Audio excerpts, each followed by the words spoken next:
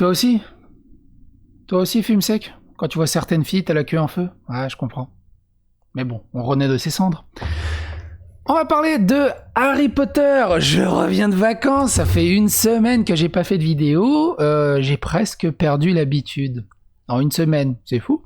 On va parler de Harry Potter, ou plutôt de J.K. Rowling. Elle s'est fait accuser de transphobie au mois de juin.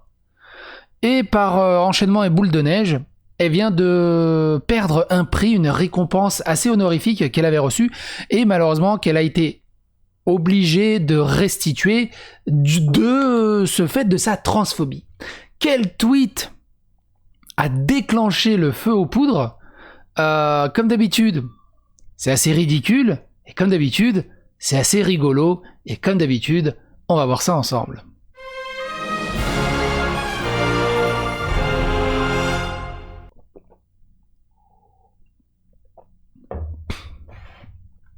Alors on va faire un truc, on va vraiment faire un tour global, on va voir le prix qui a été restitué, mais on va voir aussi pourquoi, il y a aussi les réponses, et également le statut, enfin le communiqué officiel de J.K. Rowling dans son intégralité qu'on va lire, parce qu'il est assez pertinent et intéressant sur ce côté-là. Pourquoi au final, à force d'être pète-couille avec tout et n'importe quoi, t'as qu'une envie, c'est de claquer la porte et de plus du tout soutenir cette communauté, tellement au bout d'un moment t'as l'impression que c'est juste ingrat et de faire passer certaines personnes pour des coupables alors que c'est totalement débile, et surtout qu'ils ont un énorme soutien de cette communauté.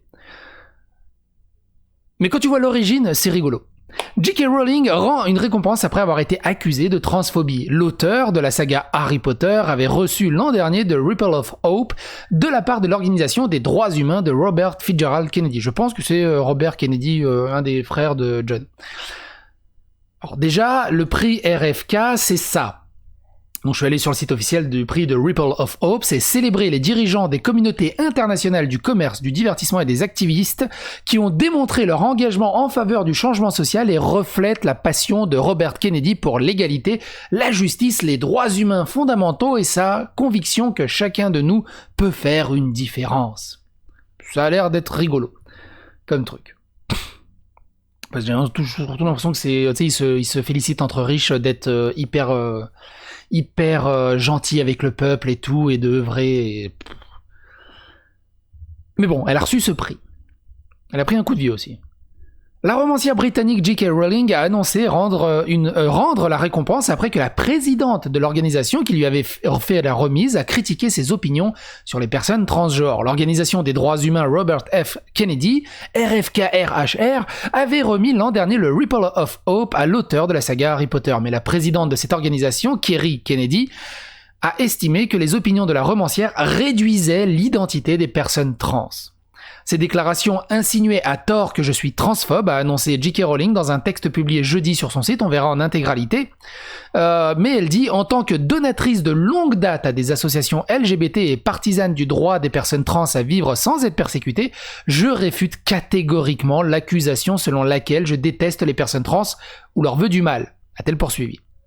En raison de la très grande divergence de vues entre l'organisation RFKHR et J.K. Rowling affirme ne pas avoir d'autre choix que de rendre la récompense qui lui avait été attribuée. Sur d'autres sites, on ne dit pas qu'elle a rendu la récompense, on l'a dit maintenant tu nous la redonnes s'il te plaît, parce que là, non, tu la mérites plus. Un peu comme un champion olympique est obligé de rendre sa médaille.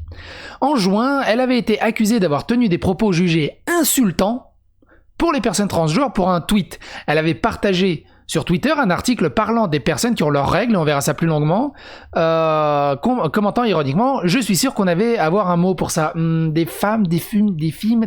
Attends, aidez-moi. » On va voir ça plus en détail après, vous allez voir le contexte global.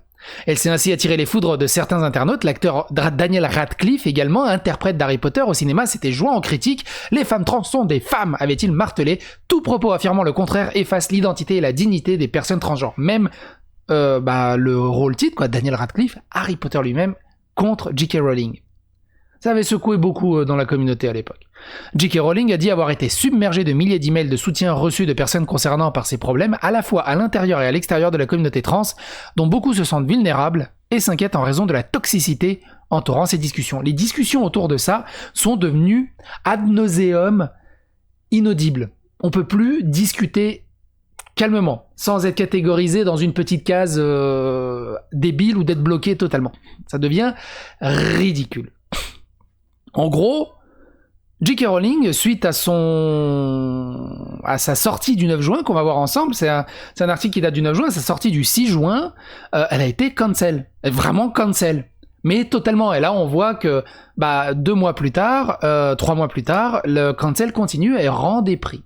J'ai pas demandé, mais quand j'ai consulté un grand spécialiste de la cancel culture, il avait tenu les propos suivants qui sont assez intéressants. Parce que pour ceux qui comprennent pas vraiment la cancel culture, il y a ça. Encore une fois, vous exagérez les dangers de la cancel culture. Quand les mecs ont juste fait une erreur, s'excusent et cherchent à s'améliorer, la cancel culture les pardonne et les encourage dans leur amélioration.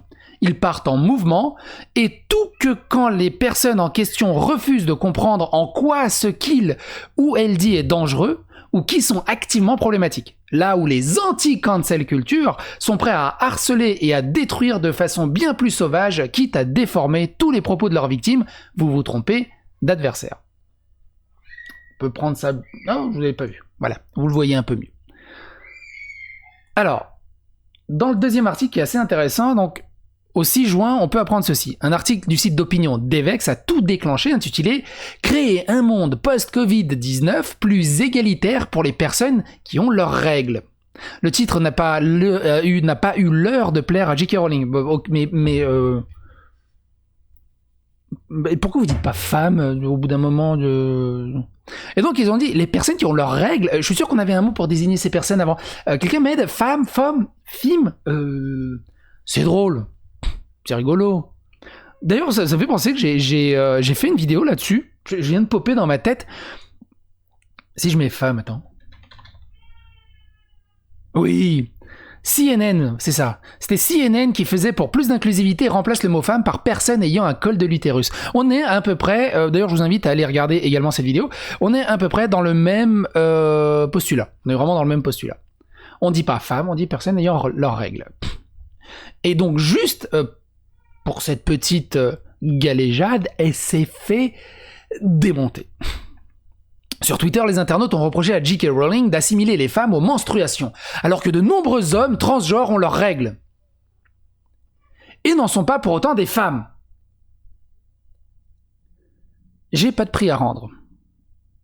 Mais c'est un peu une torsion testiculaire de calculer tout ça.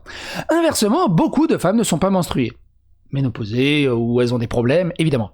Ça s'entend. Vous êtes capable d'imaginer tout un monde de magie, mais vous ne pouvez pas imaginer que les hommes trans existent. Elle a jamais dit ça. Et elle a essayé de s'expliquer après coup. Il a dit non mais j'ai jamais dit ça. J'ai juste dit biologiquement, ok qu'une femme se prenne pour un homme ou qu'un homme se prenne pour une femme, c'est le genre et tout, c'est génial et vit sa vie comme ça. Mais biologiquement, l'homme, même s'il se considère comme femme, normalement n'aura jamais ses règles.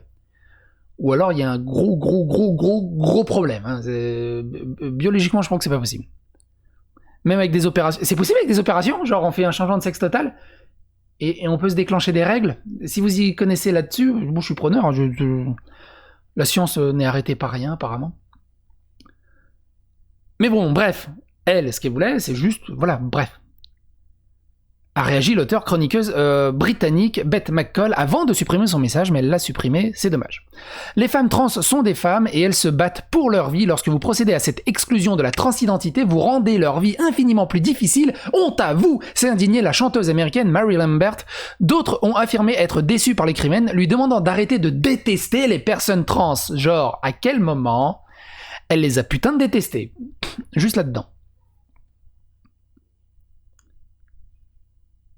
Harry Potter, donc lui-même, a dit ce qu'on avait dit précédemment dans l'autre article, mais il a dit aussi « Il est clair que nous devons faire davantage pour soutenir les personnes transgenres et non-binaires, ne pas invalider leurs identités, ne pas leur causer de dommages supplémentaires », a écrit Radcliffe, rappelant que 70% des jeunes transgenres et non-binaires ont déclaré avoir été victimes de discrimination en raison de leur identité de genre. Il est clair que c'est un gros bordel sociétalement encore aujourd'hui pour toute cette catégorie de personnes. C'est très compliqué à vivre. On est d'accord. Mais par rapport au tweet Face au flux de critiques, l'auteur de Harry Potter a publié une série de tweets le dimanche. Si le sexe n'est pas une réalité, alors il n'y a pas d'attirance pour les personnes du même sexe. Je connais et j'aime des personnes trans, mais effacer le concept de sexe mâle-femelle retire à beaucoup la capacité de discuter vraiment de leurs expériences. Je respecte le droit de toute personne trans à vivre sa façon de la façon qui lui paraît la plus sincère et confortable. Cette fois, les internautes, et donc du coup... Deuxième effet qui se coule, cette fois les internautes lui reprochent de confondre la notion de sexe qui concerne l'aspect biologique et de genre, c'est-à-dire ce à quoi un individu s'identifie dans la société. Moi je me rappelle une fois j'ai été traité de transphobe parce que j'ai dit que j'étais accosté par même pas transphobe, homophobe, j'étais accusé d'homophobie parce que j'ai dit qu'il était hors de question que je sorte avec un homo. Puisque je suis hétéro. Voilà, ça m'intéresse pas.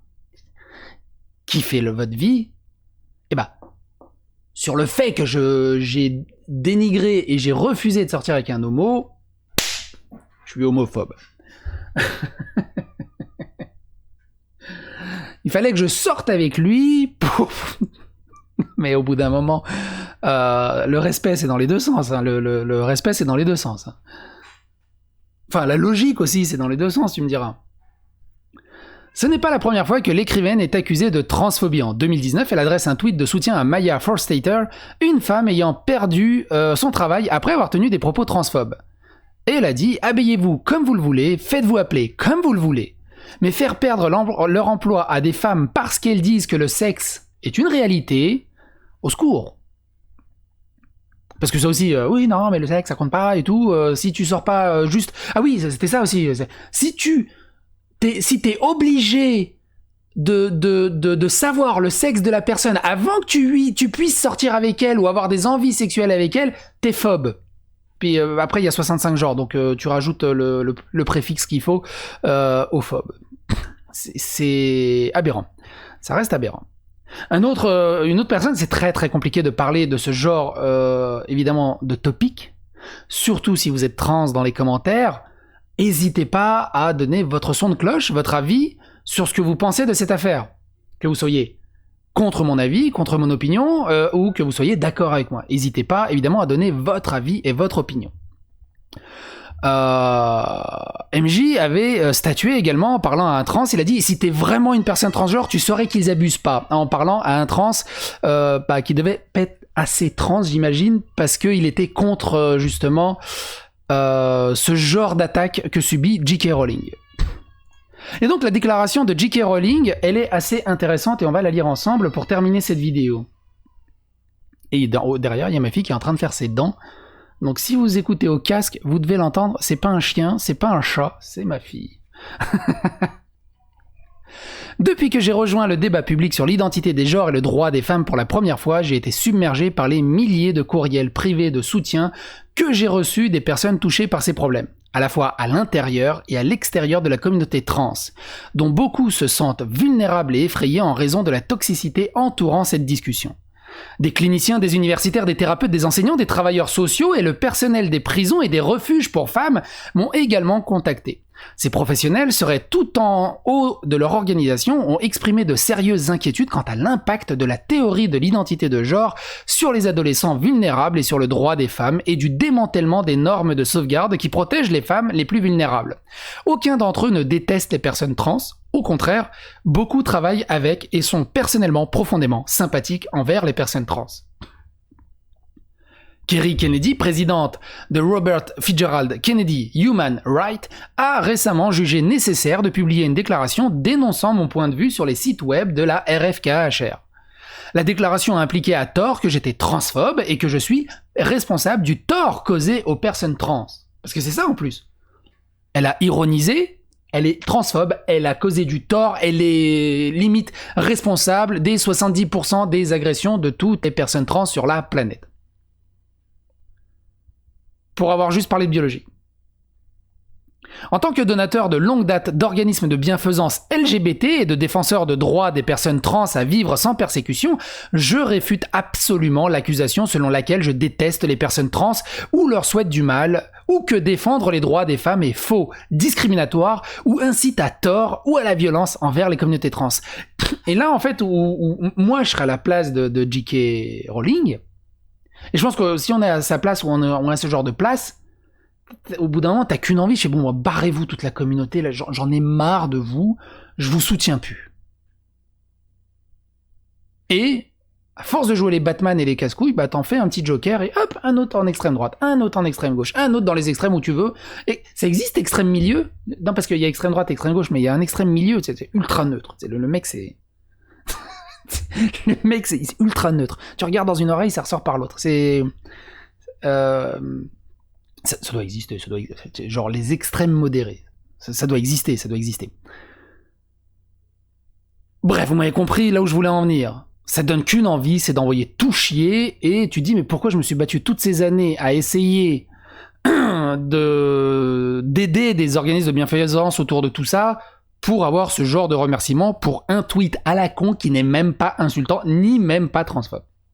Alors il y a ceux qui vont dire ouais mais c'est parce que t'es pas assez déconstruit socialement pour comprendre la problématique de son tweet. Les commentaires sont là, n'hésitez pas à expliquer, j'essaierai de vous lire.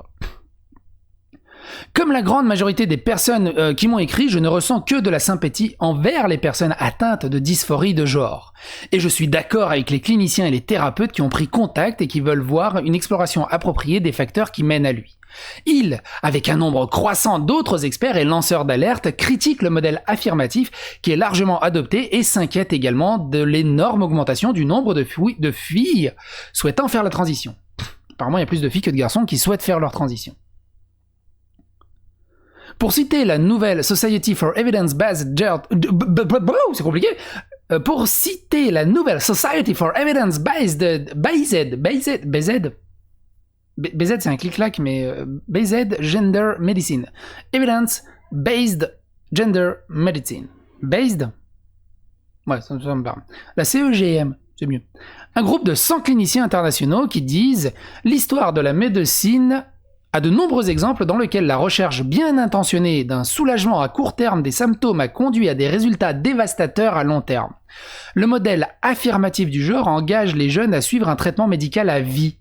Rejette la question de savoir si la thérapie psychologique peut aider à soulager ou résoudre la dysphorie de genre et fournit des interventions sans examen adéquat. » C'est très dangereux. Parce que, même moi, tu lis ça comme ça, tu finis avec des électrodes pour guérir ton homophobie, ton homosexualité. Il y a eu un cas, je crois, de fait divers avec des jeunes homos récemment, dans le sud de la France, j'ai cru voir passer un truc comme ça, qui ont subi des thérapies d'électro... Tu sais, ils mènent pour essayer de te guérir ton homosexualité. C'est d'une débilité sans nom. Si t'es homosexuel, t'es homosexuel. Si t'es hétéro. Si t'es soit un des 65 genres ou 80 genres, tu l'es, et puis basta. Bref, je suis gaucher, et puis voilà. Moi, elle penche à gauche, du coup, parce que comme je suis gaucher. Et voilà, si t'es droitier, t'es droitier. Ça se contrôle pas.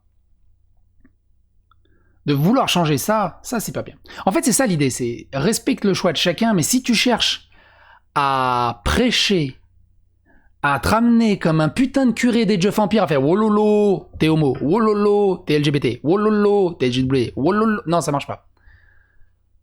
Il faut respecter les avis de chacun. Évidemment, dans les limites de la loi, hein. C'est pas parce que c'est quelqu'un qui est dans le respect, c'est-à-dire que quelqu'un est transphobe ou raciste ou n'importe... Non, c'est puni par la loi. C'est même totalement con qu'il est obligé de faire une loi pour punir ça, tellement on devrait juste pouvoir vivre tranquillement comme on a envie. Bref. J'ai été particulièrement frappé par les histoires des jeunes femmes courageuses en détransition qui ont risqué l'opprobre des activistes en parlant d'un mouvement qui, selon elles, leur a fait du mal. Il y a aussi le cas... vous avez sûrement dû voir des témoignages de nanas ou de mecs qui étaient LGBT ou qui étaient en transition, ils se considéraient comme des hommes et tout, puis au bout d'un moment, ou des nanas des hommes qui se considéraient comme des nanas, et au bout d'un moment, je sais pas, marre de faire la vaisselle, ils ont dit non mais c'est bon, je redeviens un mec, Et cette détransition est vécue vraiment comme une traîtrise hallucinante parmi la communauté. T'es ostracisé. C'est bien encore pire que la cancel culture. T'es pire qu'un traître. T'es sur le mirador, là. Enfin, c'est très très compliqué à vivre. Après avoir entendu... C'est comme un vegan qui redevient carnivore. Enfin, omnivore. C'est horrible. Enfin, c'est horrible par rapport à la communauté qui le rejette. C'est ouf. Après avoir entendu personnellement certaines de ces femmes et un si large éventail de professionnels, j'ai été forcé de conclure, malheureux qu'un scandale éthique et médical se prépare. Je crois que le moment vient où les organisations et les individus qui ont adopté sans réserve le dogme à la mode et diaboliser ceux qui poussent à la prudence devront répondre du tort qu'ils ont causé. RFK-HR a déclaré qu'il n'y a pas de conflit entre les mouvements médicaux actuels pour les droits des trans et les droits des femmes. Les milliers de femmes qui ont pris contact avec moi ne sont pas d'accord et, comme moi, croient que ce conflit de droits ne peut être résolu que si plus de nuances sont permises dans le débat. C'est ça qui est important. Il faut autoriser cette putain de nuance dans le débat et pas juste se verrouiller en mode « Ouais, t'es transphobe. Clac, bloqué. Ouais, t'es raciste. Bloqué. Ouais, t'es d'extrême droite. Bloqué. Ouais, t'es joueur de PSP Vita. Bloqué. » Bon, peut-être PSP Vita ou peut-être... Voilà, il y a des limites à pas dépasser non plus. Il y a des choses qu'on peut comprendre. En solidarité avec ceux qui m'ont contacté, mais qui ont du mal à faire entendre leur voix, et en raison de très graves conflits de vues entre moi et RFK-HR, je sens que je n'ai pas d'autre choix que de rendre le prix Ondulation de l'espoir, Ripple of Hope, qui m'a été décerné l'an dernier. Je suis profondément attristé que RFK-HR se soit senti obligé d'adopter cette position, mais aucun prix ou honneur, peu importe mon admiration pour la personne pour laquelle il a été nommé, signifie tellement pour moi que je perdrais le droit de suivre les dictates de ma propre conscience, J.K. Rowling. C'est un excellent communiqué qui est vraiment très intéressant.